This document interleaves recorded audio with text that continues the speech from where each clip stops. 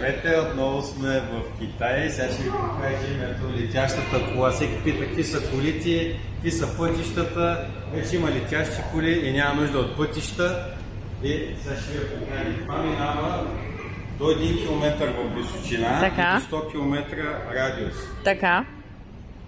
Като какво? Вътре всичко е картон. Така. Трябва да видим, ако се събира, ще я взема. Да, събирам се. Интересното тук е, че няма джойстик. Ето, тук вътре да видиш. Показвам. Няма джойстик. Защо? Ами защото човек е излишен. Абсолютно излишен. Изкуственият интелект управлява всичко. Няма да се блъснеш. Мине по-вероятно ти да се блъснеш, колкото той да те блъсне. За двама човека... Чакай да я покажем малко по-надалечко, така. Супер удобно е. Вече хората летят.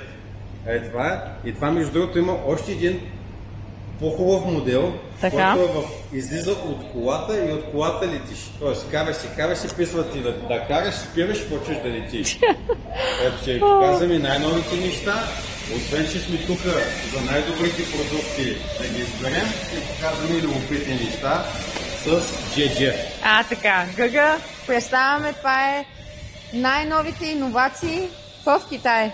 Само такива клипове следват от тук насетне, така че последвайте канала ни и ще имаме доста интересни видеа, свързани с Китай и не само.